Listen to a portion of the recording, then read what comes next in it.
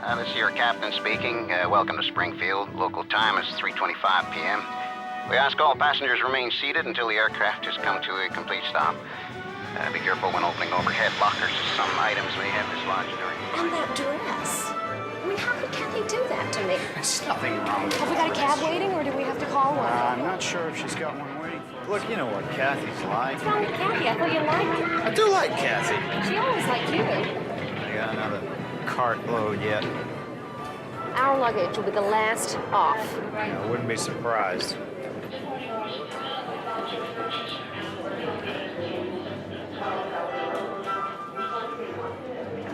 That's already been around.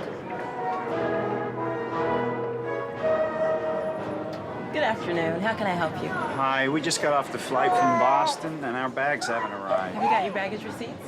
Do you have our baggage receipts? No, I gave them to you. No, you didn't. Yes, I Customer service. It just doesn't go away, does it?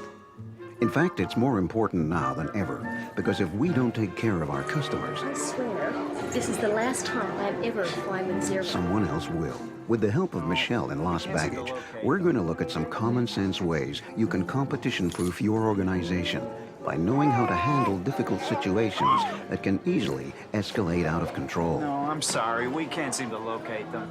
Michelle tries hard to do the right thing. They're usually attached to your ticket. Have you got that with you? However, it's one thing to be pleasant when things are going well, but it's the mark of a true professional to turn the situation around when it's going off the rails. No, I can't seem to find that either. Sure, there's some way you can just look them up.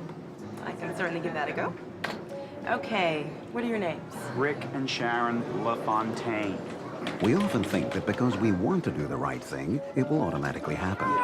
That's not always the case. It's the baggage handlers, you know? Ever since the new baggage contract, this has been happening all the time. They're hopeless. This is the fourth consignment that's gone missing today. We haven't found any of them. Oh, great. Are you sure you checked it at the right terminal? Yes. Michelle thinks she's being friendly and helpful. However, blaming others is a surefire way of losing the confidence of your Are customer. you sure you checked it at the right terminal? Yes. You didn't check it on the street, did you? No, we didn't check it on the street. We haven't got time for this. Can you just find our luggage? You should also never talk down to customers or accuse them of being at fault. What's needed more than anything is for Michelle to empathize with her customers. Let them know she understands there's a problem and it's causing them a great deal of inconvenience. To begin with, use the customer's name. Our own name is the sweetest sound we can ever hear. Mr. and Mrs. LaFontaine, I understand this must be a terrible inconvenience for you, especially traveling with a baby. That's an understatement. I'm sure it's the last thing you need right now. How did the little one cope with the flight anyway? Pretty well, actually. Yeah. He's a good boy. Oh, that's good to hear. Okay, Mr. and Mrs. LaFontaine, what was your flight number? RF682. Where'd you board the aircraft? Boston? Did you transfer in Los Angeles? Yes. How many pieces of luggage did you check? 3. Were you flying business or economy?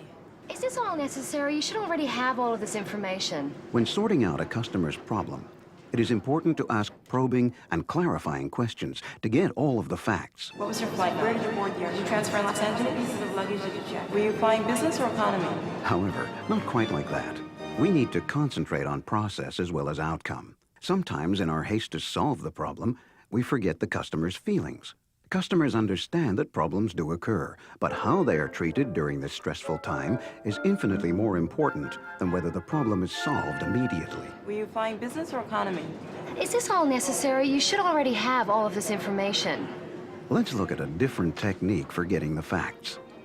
It's called FLAG, purpose and permission. Firstly, flag that you will ask the questions.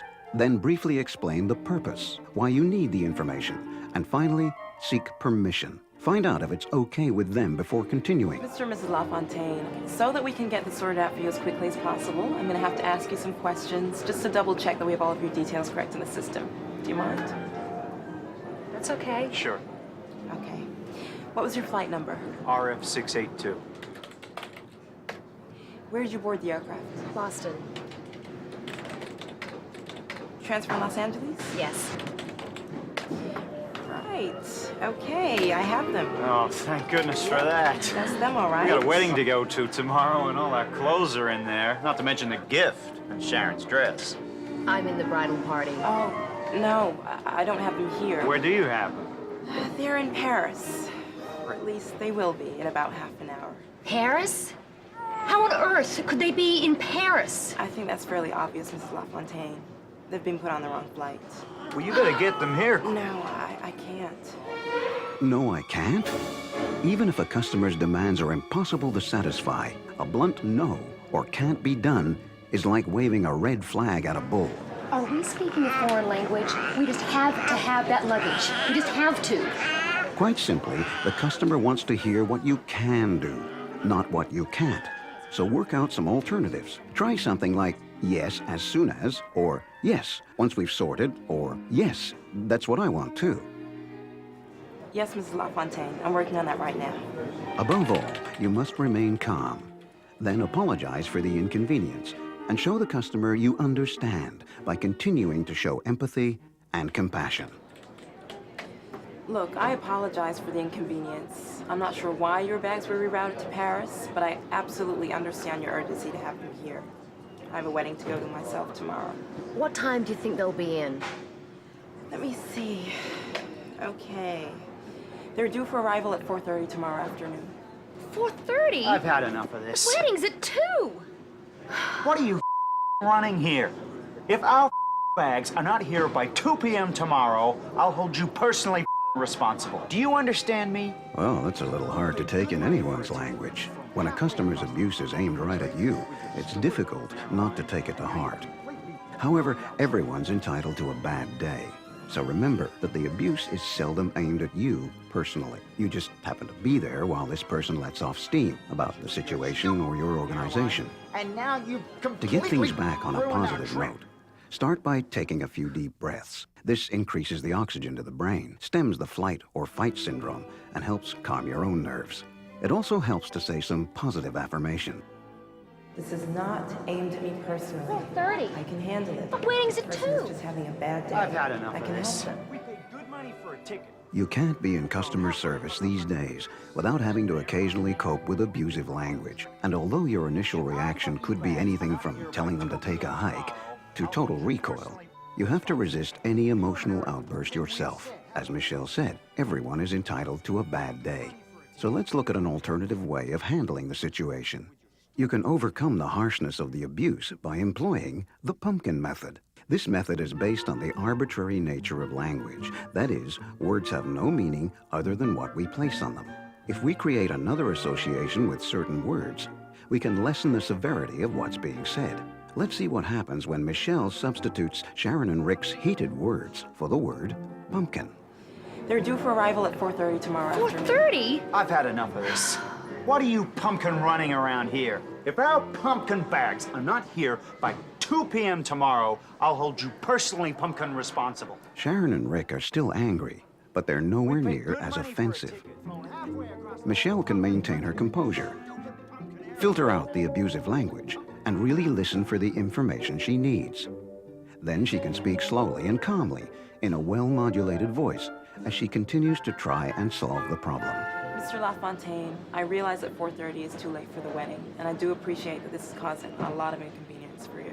That's more like it. It's almost impossible for someone to remain angry with you if you stay calm and keep your composure. You also need to instill confidence, even if you can't solve a customer's problem I immediately. really want to help you. At the moment, that's the only flight that we have coming from Paris tomorrow. Take on the responsibility. Think of the problem as a personal challenge and go the extra mile. They need to feel you're doing everything in your power to find a solution. However, do you mind if I call my supervisor to see if there's something else that we can do to help? Okay. I guess that'll be all right. Sharon, I'm just going to change the baby. Okay. Michelle has a great opportunity here. When customers have problems, they often talk about them for weeks, and in this case, possibly years. You don't forget being stuck without little Toby's favorite toy and turning up at a wedding without the bridesmaid dress. If Michelle can manage this situation to a positive conclusion, Rick and Sharon will say good things about Tango Airlines for years to come. If she doesn't, Tango Airlines is going to be on the top of their list when it comes to telling customer service horror stories. And what was your address? Oh, you do hire bridal party dresses. Hi, it's Michelle Mathers from Tango Airlines. Yeah, I'm actually just wondering if you've got any suit hire. Unfortunately, your luggage is still stuck on the ground in Paris. Even if you can't give a customer exactly what they want, This is a nightmare. I mean, it's important to tell them what you can do for them. Your luggage is still stuck on the ground in Paris. However, I think I may have come up with something that might alleviate the problem with the wedding. I'm listening. And it better be good. This may seem like a strange question, but do you mind bearing with me for a second? Sure. How many bridesmaids are in the wedding? Just me. Great. I was hoping that was the case. So your dress doesn't have to match anybody else's. Trust me, that dress doesn't match anything, but I'm not following. Well, I've noticed that you're a member of our executive club, which automatically qualifies you for $1,000 worth of inconvenience insurance. Now, I've just spoken with the insurance company, and they've guaranteed me that they'll cover you for this. I've also written down a list of bridal shops that are open this afternoon. If you don't want to buy a new dress, most of them will rent you one. And here's a list of suit hire places so that your husband can find something to wear for the occasion also. That's fantastic. Do you know what? Customers are actually quite reasonable people. They understand that sometimes things go wrong, and they only get angry when their dissatisfaction is being poorly managed. Michelle has successfully turned a negative customer experience into a positive one. It's all about providing a satisfying process. So what do we do now? I guess you go shopping. Thank you so much, Michelle, for all of your help. We really appreciate it. Not a problem. Your luggage will be delivered to you tomorrow. And once again, on behalf of Tango Airlines, I do apologize for the inconvenience. No problem. Thank While you. Sharon and Rick go and find their new clothes, let's summarize what we've learned. The mark of a true professional is to turn things around when they're going off the rails. Blaming others makes the customer angry. Instead, empathize with their situation and let them know you really do care. Then use the flag, purpose, and permission technique to get all the facts. All this adds up to understanding the importance of process as well as outcome. How customers are treated is more important than whether the problem is solved immediately. For starters, never say no or can't be done. Instead, look for alternatives that tell them what you can do. Accept that abuse is seldom aimed at you personally. Remain calm by taking deep breaths and saying some positive affirmations. If the customer uses bad language, employ the pumpkin method, because remember that language is arbitrary.